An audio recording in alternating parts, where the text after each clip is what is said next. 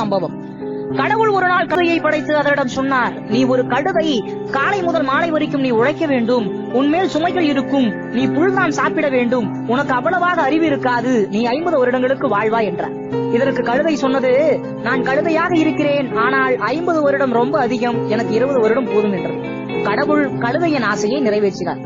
அடுத்து ஒரு நாயை படைத்து அதனிடம் சொன்னார், நீ மனிதனின் வீட்டை காக்கும் காவலன், அவனுடைய அன்பு தோழனாக இருப்பாய், மனிதன் உண்ட பிறகு உனக்கு கொடுப்பான், நீ 30 வருடங்களுக்கு வாழ்வாய் என்றார். இதற்கு நாய் கூறியது, கடவுளே 30 வருஷம் ரொம்ப அதிகம், எனக்கு 15 வருடம் போதும் என்றது. கடவுள் நாயின் ஆசையை நிறைவேற்றினார். அடுத்து கடவுள் குரங்கை படைத்து அதனிடம் சொன்னார், நீ ஒரு குரங்கு, மரத்திற்கு மரம் தாவ வேண்டும், நீ வித்தைகள் காட்டி மற்றவர்களை மகிழ்விப்பாய், நீ 20 வருடங்களுக்கு வாழ்வாய் என்றார். இதற்கு குரங்கு கூறியது, 20 வருஷம் ரொம்ப அதிகம், 10 வருஷம் போதும் என்றது. கடவுள் குரங்கின் ஆசையை நிறைவேற்றினார்.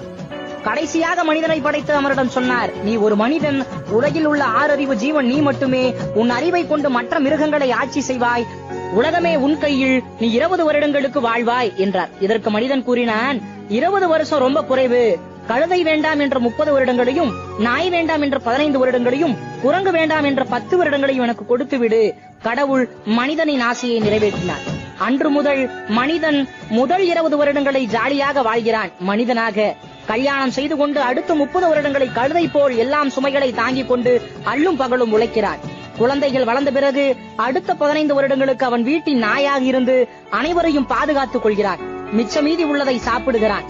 வயதாகி ரிட்டையர் ஆன பிறகு குரங்கு போல் 10 வருடங்களுக்கு மகன் வீட்டிலிருந்து மகள் வீட்டிற்கும், மகள் வீட்டிலிருந்து மகன் வீட்டிற்கும் தாவி தன் பேர குழந்தைகளுக்கு வித்தைகள் காட்டி மகிழ்வித்து மரணிக்கின்றான். என்ன நண்பர்களே, இதுதான் மனித வாழ்க்கையின் உண்மை. நிச்சயம் மனிதர்கள் எல்லாம் இப்படிதான் வாழ்ந்து கொண்டிருக்கிறோம்.